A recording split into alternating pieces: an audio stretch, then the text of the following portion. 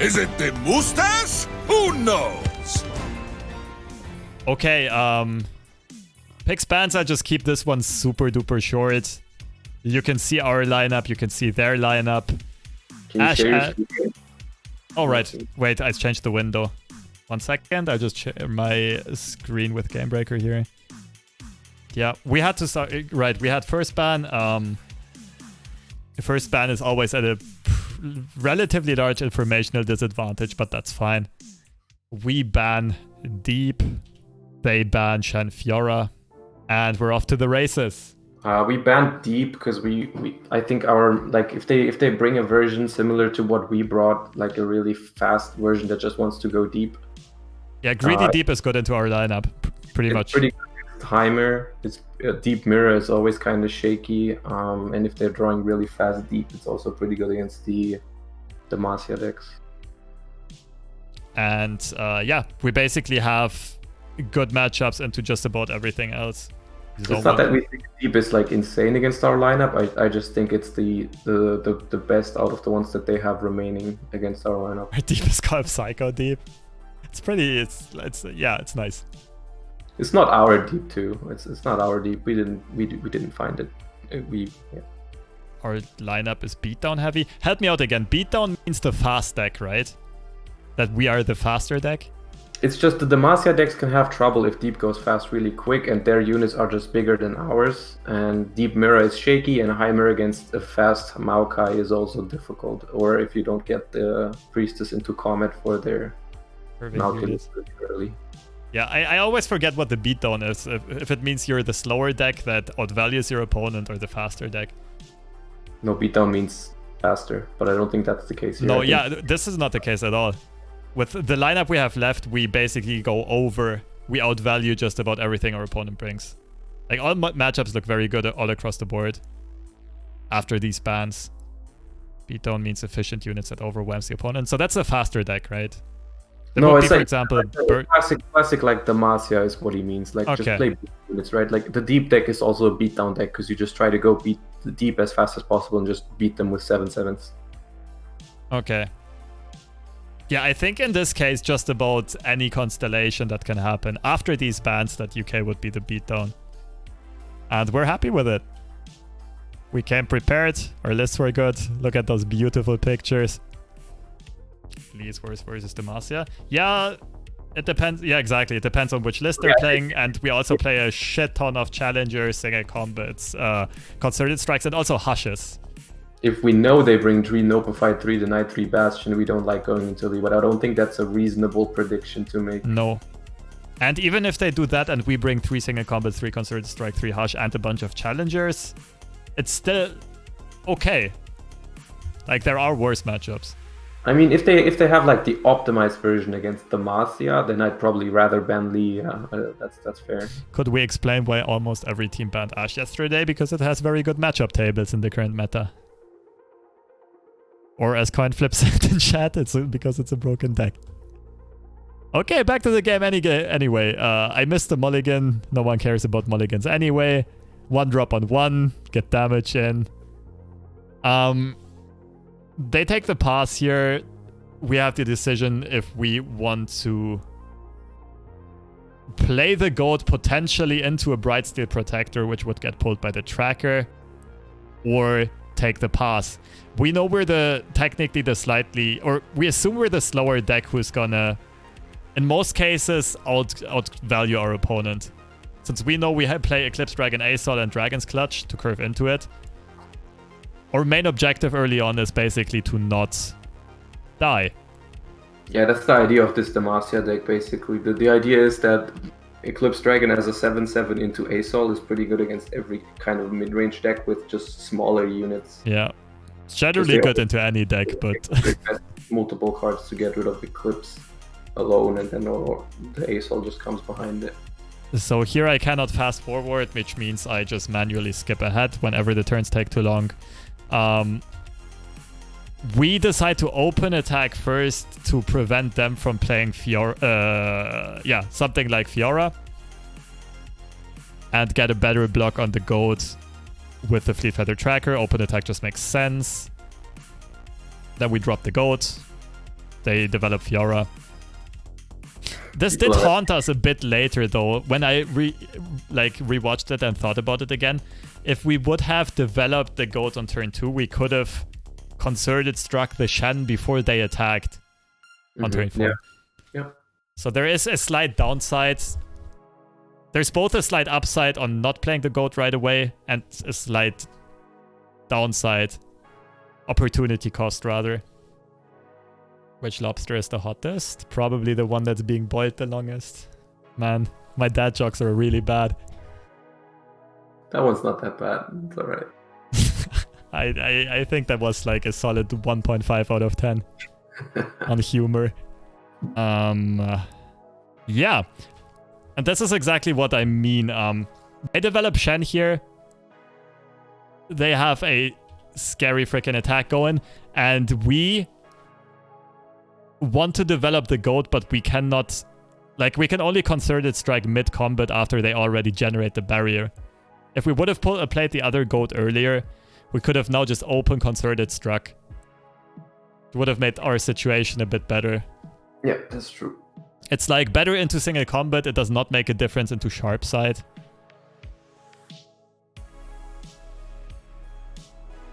It does make a difference to sharp side. If Because they the way it's going now, what we're talking about in this spot is what it comes down to. You'll see in a second. Is we concerted strike in in combat, and they can decide, regardless if they have sharp side or single combat, they can decide whether they want to keep the Shen or the Fiora alive. Because we're going to concerted strike and block the Shen, which means that if they have sharp sight, they can sharp sight the. No, they can't keep the Shen alive with sharp sight, because it's going to take 6, go down to 1, and then still fight with the goat. But with single combat, they can choose whichever they want to survive. Because if we concerted the Fiora, then they can with single combat they can basically choose which one they want. But am I not like, if they would have had sharp sight, they could have just sharp sighted Shen anyway, and the outcome would have been the same, right? As if they used sharp sight mid combat. If we I guess they can choose not to attack if they don't want to lose. Oh yeah, it gives them more options. That's true. That's why we went for it this way. That way, with sharp sight, they cannot save the Shen. With single combat, they can choose which one they want to keep. They can give up the Fiora here. Like, they can single combat the goat, and then the Fiora will die, but the Shen will not. And that's what they end up doing, because they also realize we want to kill the Shen. That's why we consider it like this. So they try and save the Shen, because Shen just has more value. The Fiora, our deck has almost no unit that dies for free against Fiora. Yeah. So they always have to invest additional cards to get Fiora kills, which is difficult to do when we also run a lot of combat tricks like concerted and single combat. Yeah, and we don't have a challenger to get rid of Shen right now. We don't want to invest in extra single combat and potentially run into a riposte, barrier, whatever. We thought about keeping a goat in the back for the Radiant, but I think... No, I think forcing the trade here is good.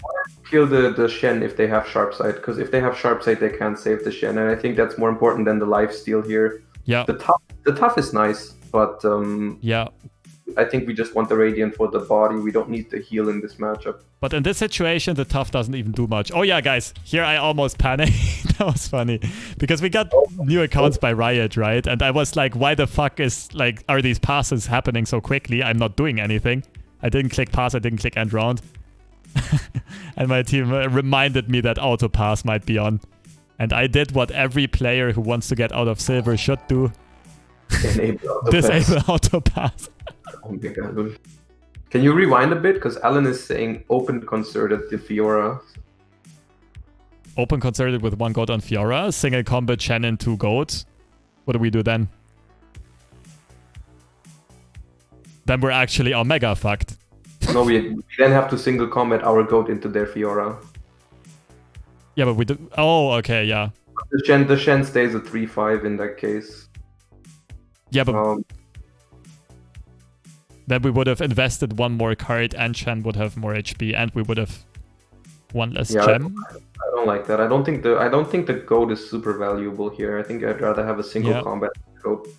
Also, I mean, we're at full HP and the tough barely matters. It only matters against Genevieve realistically. Because, or if the Radiant Guardian trades a lot. But, like, anything that's 3 attack is still gonna kill the Radiant Guardian with a riposte or a 3 attack buff.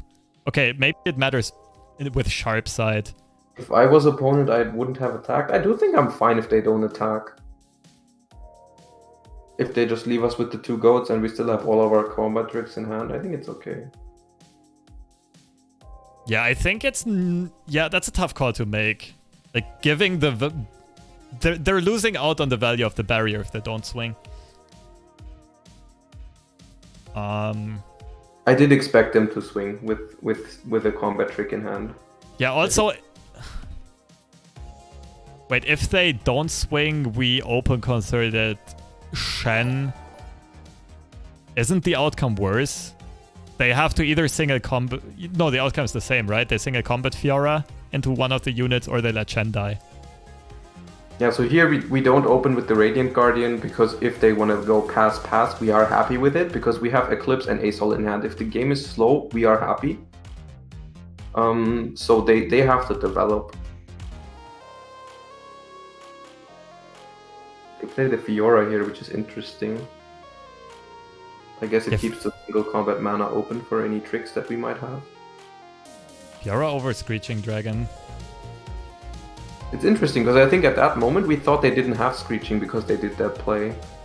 I don't know, maybe they were afraid of us playing a cheap unit and then single combating into the Shen, so maybe they wanted to keep their single combat mana open, but with 5 mana there's not that much sketchy stuff we can do, right? Yeah. Yeah, or they might have been afraid of some challenger, like, I don't even know at this point. Like, because here, Protege still kills. Here we can't attack because Sharpsight would just destroy us so much without any mana open. Shipbearer single combat, Laurent. Yeah, but against Laurent single combat doesn't protect. Shipbearer makes sense. Yeah, it's probably, maybe it's Shieldbearer single combat. That's probably what they played around. That's fair enough. But it's also, yeah, it's reasonable for them because, like, right now they're not holding any unit which would make this much worse. Only if they draw a 1, 2, or 3 drop. I think they don't mind banking the spell mana because now they're turn 6 with 2 spell mana. They can just Dragon and Rally. So it's fine. I think it's better that way to keep up the mana here and just go for the Screeching next turn. So but they don't have a unit in hand anyways. They're the only unit is Scratching, so they want to play the Scratching this turn.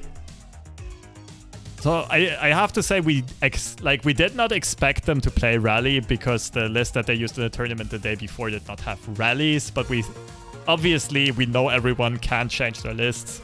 Well, we knew it was a possibility. We talked about it, and I know Tilt had mentioned it. Yeah. So, yeah. But, Rally is like... at this point, with our hand, if we just play the Grizzled Ranger and we have the single combat mana open, I don't think it's that scary. And we do like this open attack because it doesn't even threaten a kill, it doesn't threaten much damage, so we are happy to see this. 100%. Yeah. We let it go through. We don't want to single combat into a potential bastion or anything. Yeah. Yeah, and with the Grizzled Ranger we drew, it's a pretty easy Ranger develop, and we have single combat mana up, which is nice. We thought about passing it back because we have Eclipse into Asol, but I think the risk involved with playing the Grizzled Ranger is not very big, and the Shen Fiora deck is pretty notorious for just maybe breaking on no good units to play, so... Yeah.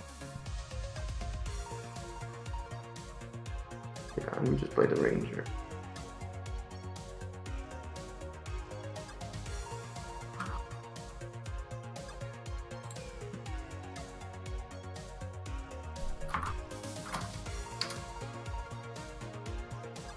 Yeah, we debated, in hindsight, we debated for a while on whether or not the rally by the UK was good here.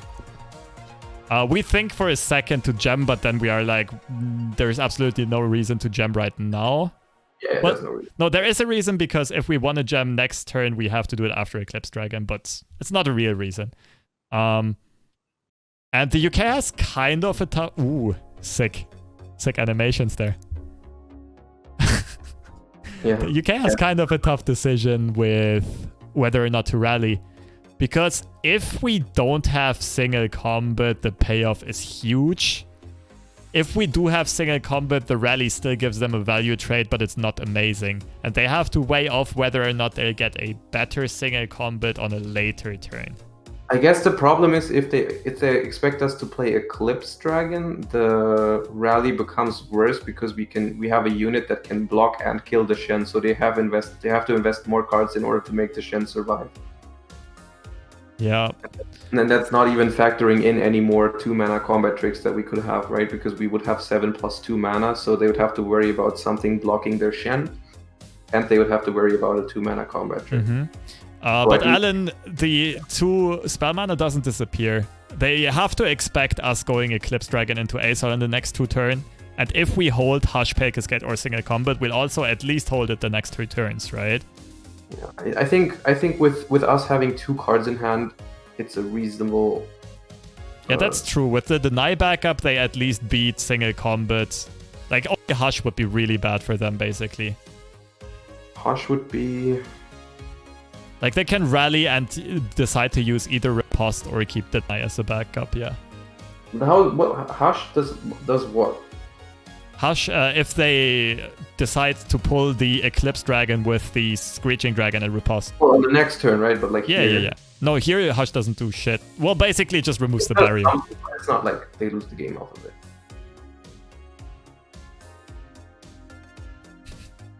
Two lobsters? Yeah, one has been time traveling.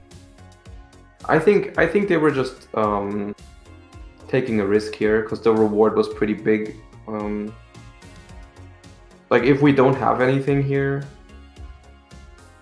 maybe they felt like their spot was bad. If we had Eclipse Dragon, they just had to take a risk, which that's fair enough, right? Maybe.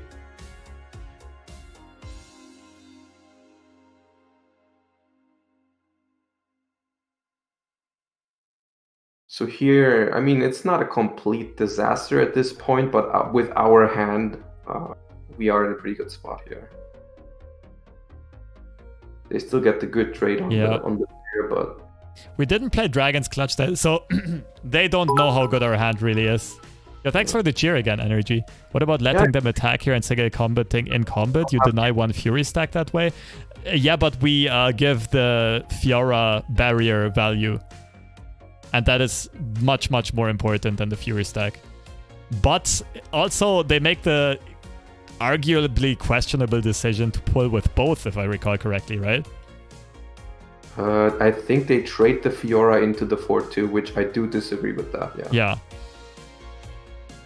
I don't know what the exact reasoning for that is. Maybe they wanted to clear our board out for concerted strikes, but I do not think that is correct with a Bastion in hand to give up the Fiora that easily. Like, I think we were pretty happy with their pull here. Oh, I think the idea might have been they saw us play Radiant Guardians. They didn't want to give us Radiant Guardians. Okay. Maybe. I'm not quite sure. I'm sure they had some reasoning. I mean, everyone in Team UK is a very capable player, so... like what I said earlier, our deck has almost only units that are bigger than Fiora anyway, so it's really hard to rely on a Fiora win condition, so maybe they were happy with disabling Concerted or Radiant. Good night, Alan. Good night, Alan. Congrats on your wins. Thanks for swinging by. Yeah, another thing to note here, this is very interesting. Like, they have a very slight lead on board, and technically... Wait, I'll leave this running. Technically, it's 4 cards in hand against 4 real cards in hand and 3 gems. But obviously, us knowing our hand, we know on average we're gonna have a shit ton more value than our opponent. And the only really threatening... Like, there is a couple of combination of threatening cards, which would include Relentless Pursuit plus Riposte. But within the couple of, like, the next 2 or 3 turns. Yeah. But, like, this turn... No, this turn, all good. Like, yeah. I do think that their play here is very committal, but it does make sense considering we don't have any spell mana. Yeah. I do think that they can definitely expect us not to attack because of riposte. Like the attack here is just super unnecessary and super risky. We are not in a position to raise the Shen Fiora. Like we are in a position to start dropping just bodies that are too big for them. Yeah. And even if they riposte one, we can just drop the next one because we hold a 5 mana 7/7 in our hand. Like we have the 5 mana 7/7 or the 8 mana 10/10 spell shield. So we are not worried about racing them. We are just worried about some sort of scam combination of how they can like one turn kill us with maybe another rally. Exactly. And another card which would be very threatening on its own is a Bright Steel Formation. Yeah, that's the one card that can get them back into the game single-handedly, since we do not currently hold a way of dealing with it. Yeah, we're looking for like something out of the ASOL to obliterate. So bam, we don't really mind that trade. They keep their tempo lead on the board, but they just invested 2 cards. I still think it's a good play from them because they have to worry about Hush and stuff the next turn. Yeah, no, I think it's good play. Also, they don't know that we have the ace already, right? They haven't seen us play Dragon's Clutch or anything, so they can just hope that we don't have the immediate payoff from the 7/7, and maybe they can drive this one Screeching Dragon to victory. Exactly. With the hand they have to go for tempo. They realistically only have 1.5 cards in hand, right? Like, Deny is only like there to prevail their tempo. The Concert is a good draw for them. Yeah, Concert is a pretty fine draw. They're probably thinking about open attack or not. Develop looks good here generally. Yeah, I mean, giving this thing barrier is kind of risk-free in a way. Like, it doesn't really let us develop anything unless we have a Hush or some Vigor. Yeah, since they're not really threatening lethal in the near future, the develop is probably good. We think for us... Sorry, you go. I don't remember what we did here. Looking at it, I remember we thought for a while about whether we drop ASOL or whether we go Gold into either Radiant or Eclipse. And we said like one of the few ways we can still lose this game would be Relentless Pursuit Riposte. I think we went for... I think ASOL is good here because it doesn't die to Riposte on the Screeching Dragon. It's true. I think that's a reasonable play here. Yeah, and we also don't lose to Riposte Relentless Pursuit. There's no combination with Rally that kills us here, I think. So Phoenix and Scourge are both all 3 are interesting. We're looking for a unit. Immortal Fire is better because it's basically 2 bodies for 1. Yeah, the thing is, it can block on defense while still remaining a good attacker, and it also puts them on a clock because they usually don't run elusive. Yep, and it's the best unit into a rally riposte sort of play. So and we can play it next round. The Immortal Fire just makes tons of sense.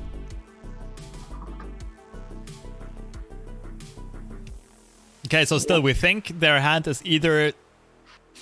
Like, at this point, we're pretty sure one of the cards in their hand is going to be a Deny. And the rest of their hand could be... Like, the other card could be a Bright Steel Formation, though. Well, we certainly think it's not any playable units right now. That's what we might still be a Rally or something of the likes. Although they probably would have cleared ASOL with the Rally. I'm not 100% sure, though. And we still think, like, what's the best lines we can do against Formation Rally, against worst case scenario, basically, or against, I don't even know, double Rally, some ridiculous shit. Yeah. Took our time to go through all the scenarios, to not throw. Yeah, I'm pretty sure we play the Eclipse here because it lets us play 2 units with the Goat. Someone got defeated. Yeah, that was Norway against Czechia.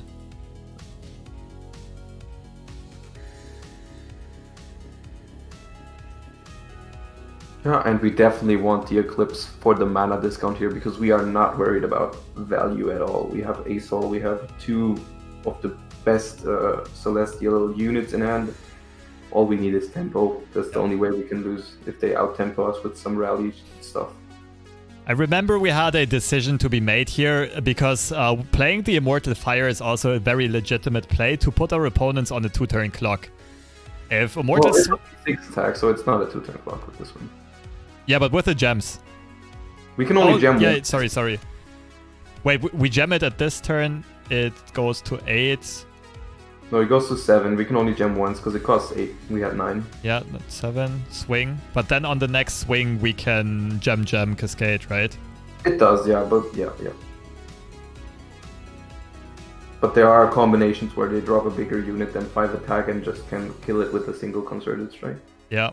Also, we realize we're just literally not in a hurry. Yeah, I feel like if we just develop the goat here as another blocker, that's fine.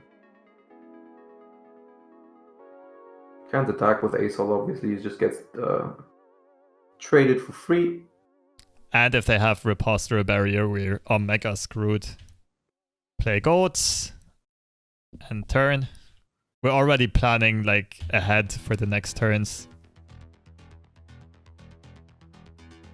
Why didn't they concerted Asol? Because it doesn't do anything against the spell shield. Yeah. It's not like in barrier that the second unit strikes through. Spell shield absorbs the whole spell.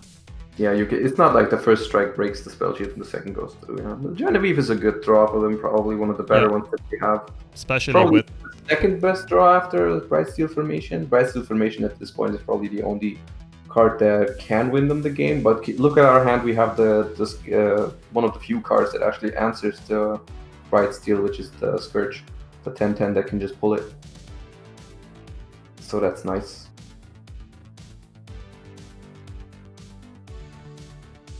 UK misplay not considered on Asol. Yeah, pretty bad. Pretty bad. We said that the rally was reasonable, to be honest. Yeah. I think you were in a bad spot and you can take the risk there because the payoff is pretty big. It would have to be analyzed properly though. Like, Alan didn't like it, but a lot of answers possibly, but I do think the payoff is pretty big and yeah, it's fair enough.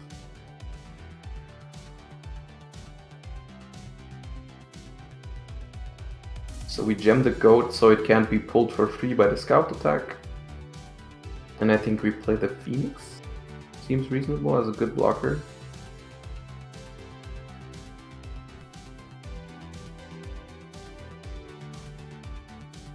Lobster finally has good emotes. Yeah, they're straight fire.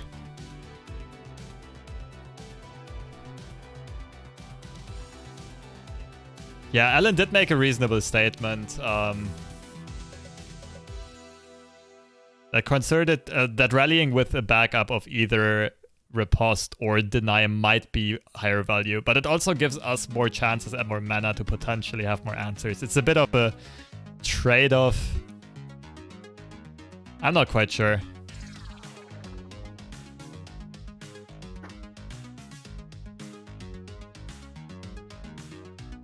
So yeah, Asol gets pulled. They get the Asol here, but we're not worried about that. Yeah, we don't care at all. Asol already did his job, got some good trades, made some good units. There was probably an argument here to just go in with the lifesteal barrier to keep the Jenny around, but I guess the Jenny trades poorly into our board right now. Yeah, like if they assume we might hold Cascade, then you'd rather. Well, the Asol was at 4, so yeah, that's true. It's at this point. But it would really only do, like, it would save the Genevieve, but if the Genevieve doesn't do anything but, like, kill a goat, then... Is this double speed? Are you sure? It seems low. No, this one's on the Twitch player, not on the VLC player. Wait, can you up the speed in Twitch as well? Yeah, you can speed up. Settings. Does the hotkey work? No, Let's go it settings. doesn't. Let's go settings. Speed. 1.5, let's go. So yeah, they take the value trade. For us, that's an easy pale. If we trade a pale with a barrier, we're super happy. If we trade it with any combat trick, we're super happy. It forces the refuge. We know they only have one card in hand. Super weak refuge here. Yeah. Just to trade with a pale and a goat. And we know their last card in hand is probably a deny. And we're already constructing our lethal. Like, how do we end the game? Yeah, so the plan here is next turn we have 11 mana. We play Scourge. We gem the Phoenix, putting it at 7. Then we swing. The Scourge pulls something. The Phoenix goes to 9 because of the Scourge, putting them to 11. And then even if the Scourge dies, the Phoenix is still at 7, so the next turn we can use the other 2 gems and the Pale to put it at exactly 11 to hit them for 9 and 11 next turn. That's basically before. Wait, Matthew, does that box still exist that it shows the tossed cards, the milled cards in the combat log? Yo, Mo, thanks for the resub. This emotes cake W? Yeah, the new emotes are fire.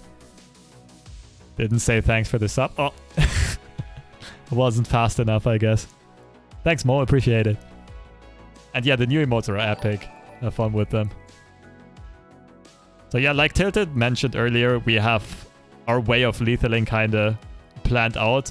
Their only way of preventing it is basically the Phoenix that has 2 lives. They would have to have like Sharp Side plus Single Combat, Sharp Side plus Concerted Strike, something of the likes. It's a very likely path to lead. If there's still a Scourge. Yeah, even if they remove the Phoenix, we're still happy. We have more value in hand. Yeah, we pulled a smaller unit here to play around Riposte on the Dragon. There's no reason. We don't like, we win next. It's good. I think the pull is good. Play around top deck Riposte. Yeah, I think it's good. Because we don't care about anything other than the Phoenix connecting twice here. We don't need to get rid of the Dragon. Yeah. Essentially. Thing is, even if they use the next couple of top deck cards to trade with the Phoenix, I think at this point, there's even if they could choose their combination of cards, they wouldn't win because even a Bright Steel formation would be too slow at this point. Yeah. Concerted Strike just kills it. Well, they do have Deny, but we can Meteor Shower first. Maybe bait something. Yeah, I mean, like, even if they have Bright Steel and then we concert it and then they deny, they still die to the Phoenix next turn open attack, so... Yeah, and with a single combat, the game's sealed. Even if they... It was pretty sealed without the single. Yeah. It was about sealed before. And we let it go here. I think we let this one go through, just because all we need is the Phoenix. We can just develop a Radiant here with the effect, actually, which is cool. And we can, like... we developed the Protege here, because the Protege pulls away the Greenglade Caretaker, so they can Sharp Side and block the Phoenix next turn. Exactly, because if they pass, we just end round and they do not have an out anymore, not even Sharp Side. They play this, we develop Guardian. Technically, Sharp Side now is an out to survive for 1-2 turns. Yeah, but never win the game. Like, they're not winning this game anymore. There's no way. Yeah. Open attack, pull, double gem, pay cascade. GG.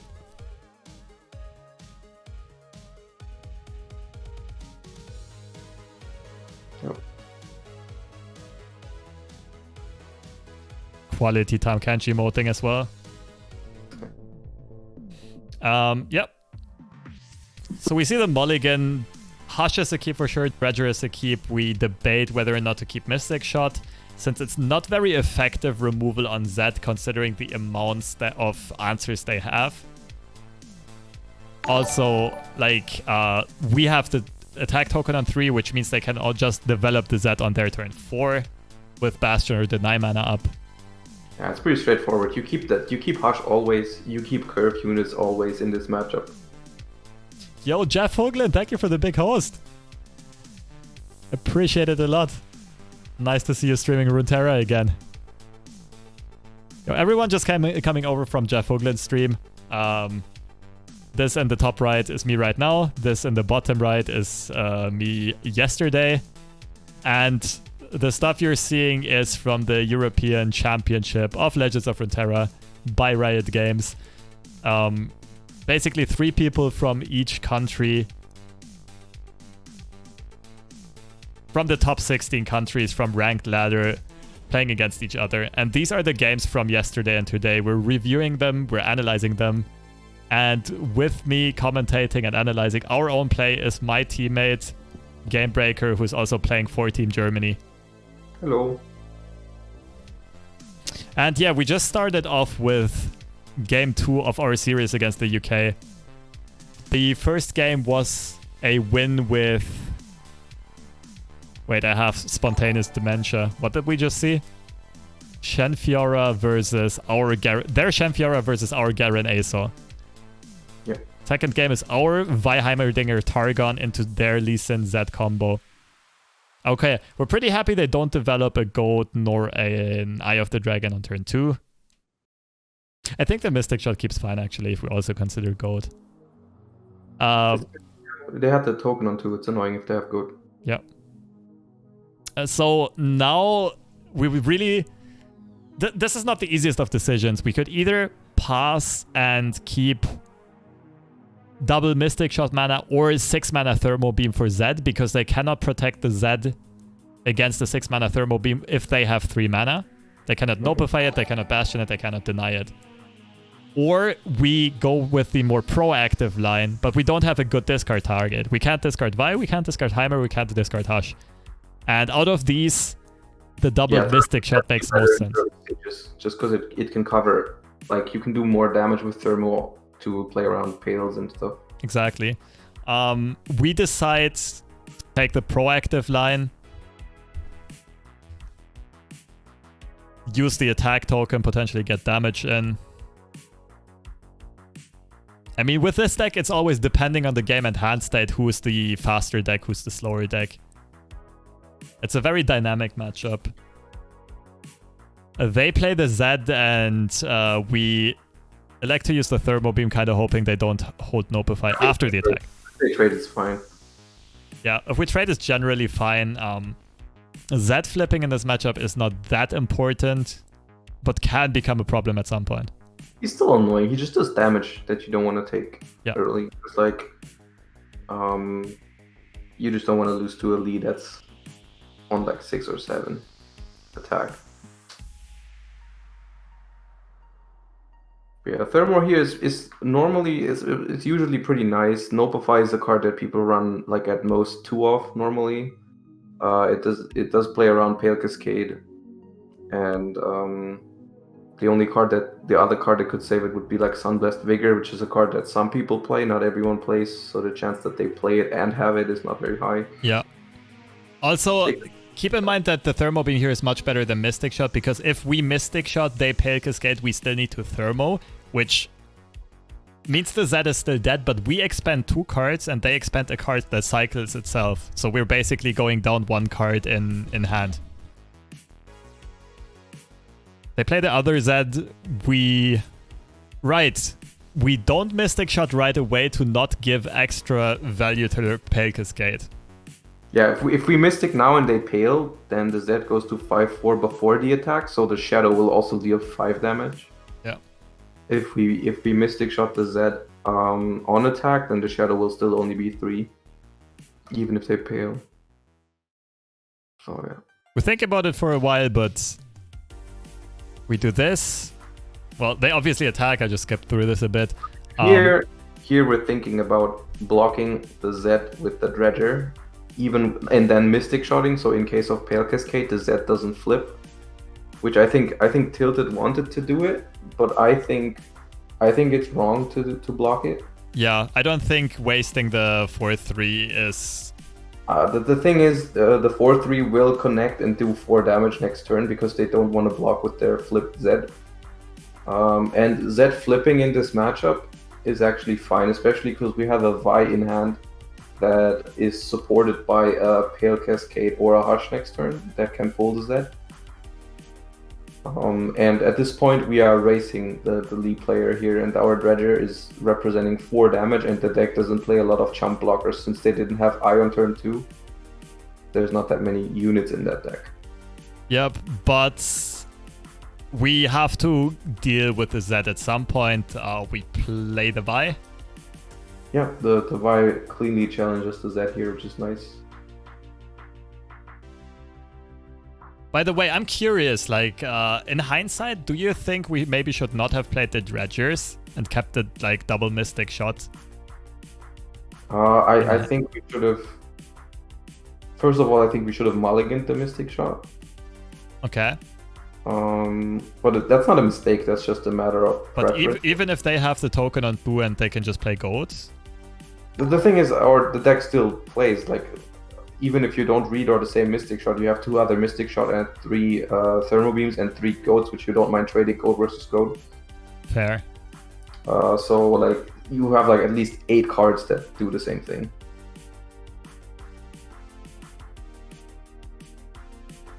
Matt saying we consider preemptively hushing. Yeah, I don't think that's a winning play. I don't think that's a winning play because it doesn't deal with Y here. Like you run into the same problem next turn. Yeah, it keeps your tempo up. Is that good enough? That's interesting. That's only if you go all in on the Z win con, it makes sense.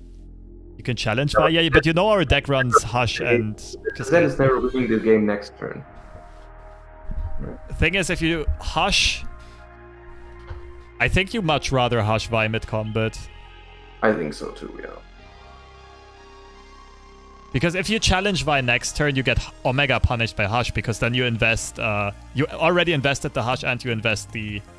I don't think they would challenge her. I think they would just try to swing. Because the Z is at 5 attacks, so the Y can't block him while surviving. Yeah, but Matt said in chat we can challenge Y. Oh, well, yeah, I don't think that's... Well, maybe if... cool.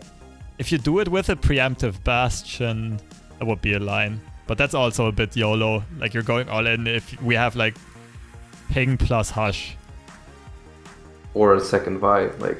Yeah. Or if we can buff up the Vi, because, yeah. It's interesting. It's definitely worth a thought. I think you did fine here.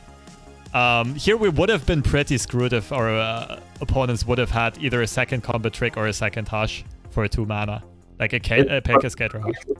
From the get-go, in order to not attack with the Vi, we would have had to play around exactly Hush plus Pale, pretty much. Or Hush plus Guiding Touch. Mm-hmm. Or double Hush. Well, yeah, but it always includes Hush plus X. So it's not like any 2 combat tricks. Yeah, and very important here.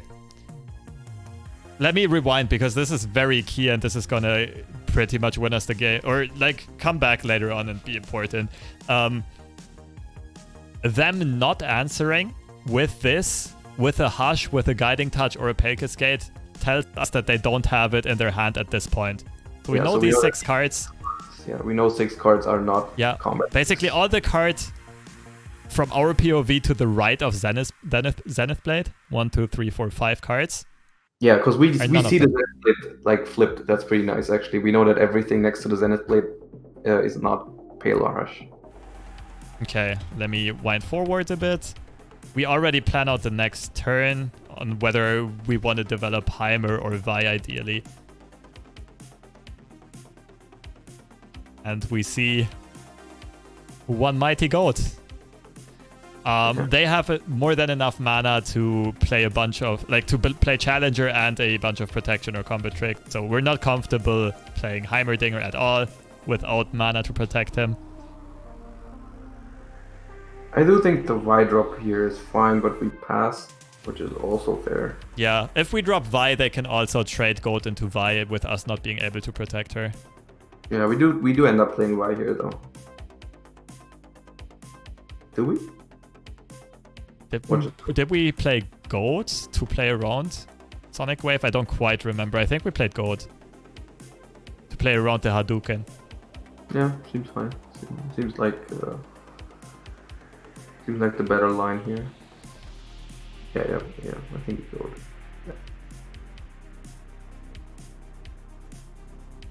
Yeah, the Vi is basically an unnecessary risk here, because the way it is, if they choose to attack, we have a 4/3 that blocks their 5/4, and we have a goat to block the Mentor. So. Yep, and another important thing to mention is that they don't have anything on board that we have to challenge with Vi right now, and playing the goat makes us bank 3 spell mana, which means we can play Heimerdinger into Star Shaping the next turn. Yeah, and they do use a Sonic Wave here, which is interesting. Yep. We'll get the value trade, and we think for a while whether or not we're fine taking the 5 damage. We're thinking basically of giving up our goat here, but I don't think that's a win. So we knew they had Zenith Blade in hand, and Tit was on team, let's not take the damage, we just use it as a chump blocker basically, because the damage doesn't stick, right? We know they generate 4 gems, they can always just heal the goat back up to 4. The reason why I don't think we should be afraid of taking a little bit of damage here is because we have 7 healing in hand. I think going to 7 is definitely not as big of a problem than Hush giving up. Goat? No. Hush Goat is a huge throwaway of a very important card. It's not Hush. If you had a second one, you start thinking about it. But like with one, there's no way. Yeah, but like at this point, keep in mind, we don't know yet. Like we don't absolutely know that none of these is Lee. Well, no, it's kind of likely at this point, right? Yeah, but like, we would have no answer to a topic. And exactly, we don't have an answer to any Lee they draw. Heimer here is pretty good because it allows us to play the star shaping without losing tempo on it. That's pretty nice. The thing is, we're effectively at 14 HP here, right? We know we have Star Shaping and Guiding Touch in hand, and we know that they cannot, like, make the gold kill us. Actually, we didn't do the math at that point, but we know we're at 14 HP. And, like, it's not very realistic that they can get the go to 15 attack.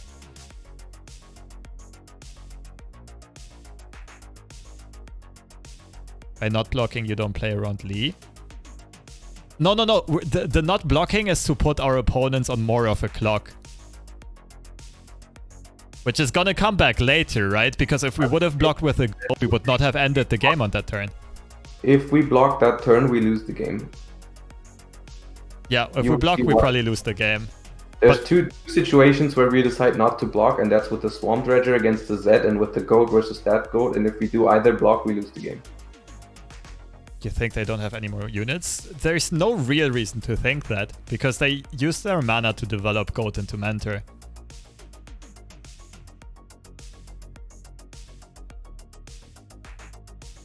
We assume that they don't have Lee, but we don't know that they don't have any more units. And they do have more units. The thing is this, right? Technically, we're the team on the clock, because as soon as they find Lee, over a couple of turns, we... Like, they always represent the OTK. A couple of turns. It's basically... There's two ways we can lose this game. If they draw Lee right now and we lose to it, or if they beat us with this goat. Because if they don't win on this turn, we can probably control the game here. Matt is saying if you attack with a 5-1, we weren't blocking it, but why not? You have 4 gems and Zenith Blade and 2 bastions in hand. That makes no sense. You're at 0 mana. Well, they want to challenge it with the Sonic Wave, right? My bad. Yeah, but we know that we don't lose to the Sonic Wave play. Right. And they don't. They think they need this alive. Yeah, they already calculated their lethal. That's very true. Yeah, but I mean... Obviously, there's no way for us to know it. Wave, that's another Bastion. The first Bastion, actually, I think. So the preemptive Bastion is great play, knowing that we would need double Hush if we don't have healing. Yeah, but the Guiding Touch does it here. Yeah, but we have 3 Guiding Touches left and 2 Star Shapings left. Or double Hushes and out.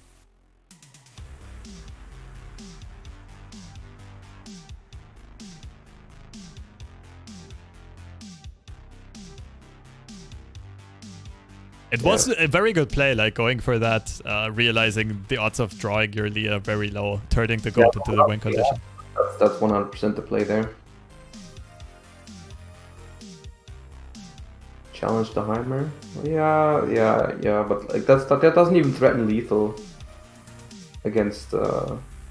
Yeah, I guess the idea is that then we also don't have lethal on our next attack, and then the goat can maybe still swing one more time.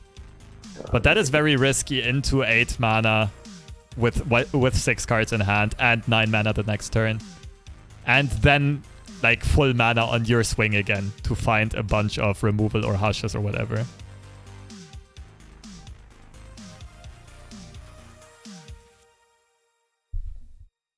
So here we start with the goat, and then we have like the scariest moment of my life when you couldn't hear us anymore. Yeah. The Discord on my phone cut out in that exact moment, but I already, was convinced and also like did the math myself.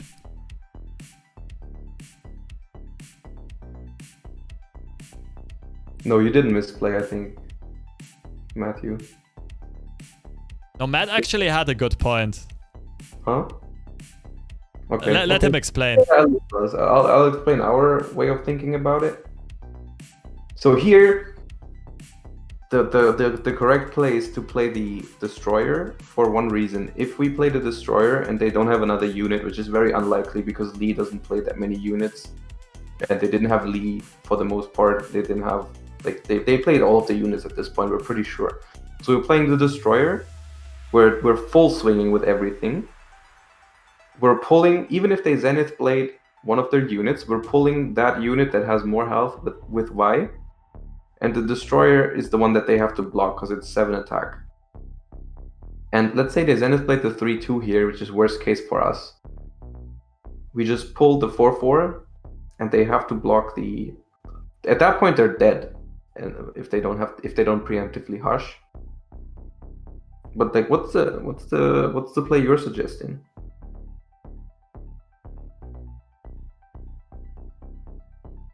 You cast Zenith Blade. Okay.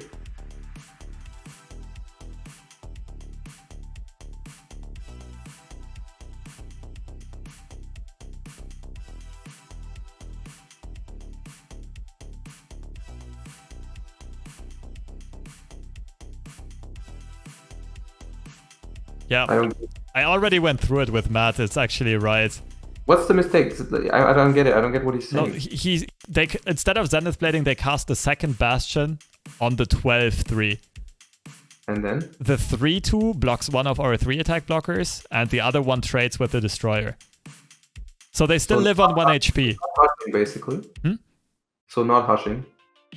No, after the hush. After the hush. That would basically give them, like, instead of Bastion, they would hold a Zenith Blade, and that would allow them, if they top deck Lee Sin, to still have a win condition. Well, but I mean, they still lose both goats, right? Except, wait, if you have Zenith Blade in hand, it's not a win condition either, because Lee, because the Lee.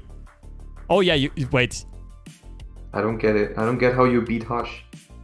Yeah, no, wait, you actually don't beat Hush. Since you have to Zenith Blade pre-combat. Oh no, we have to open Hush because they have gems, right? We cannot let them put Dragon's Rage on the stack. That was the idea.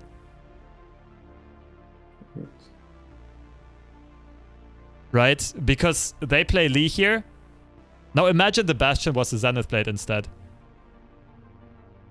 We cannot not Hush because they can just gem and pull one of our units, and the Dragon's Rage is gonna kill us. How much health is our Destroyer? What? How much health is our Destroyer? 3. No, but like they can just gem and pull, I don't know, the goat or the turret, right? We can't pull, we Hush. Yeah, if we open Hush. But imagine the Bastion was a Zenith Blade instead. The Bastion is a Zenith Blade. We have to... They put Zenith on the Lee, it goes to 5 attack. They put double gems on the Lee, it goes to 7 attack. We block with Vi and take 2 damage. Which means we would have to go Progress Day into either Guiding Touch or Hush, which is still okay odds. We have 2 Hushes and 2 Guiding Touches left and have 3 draws. No, we can Hush. Oh, we can double gem the Destroyer. No, we can Hush Progress Day, play the 8-8. The 8-8 will never take damage from Lee. Oh, that's also a good point. My bad. We just Hush Progress Day, there's no way we lose. Okay, Game Breaker is a genius. Here you have it.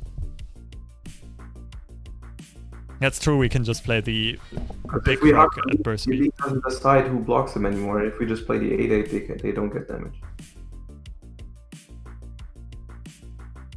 Yeah, we don't need the Destroyer, we just play the 8-8. That's true, the Destroyer would have been dead. But the T-Hack spot, yeah, saves us.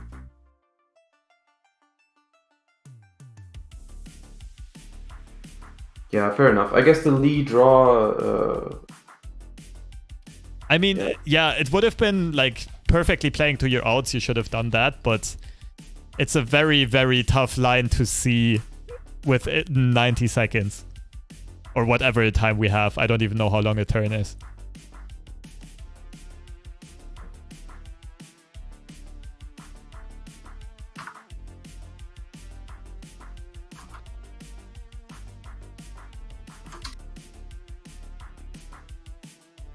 Yeah, but that, like, the last game was super duper good against the UK.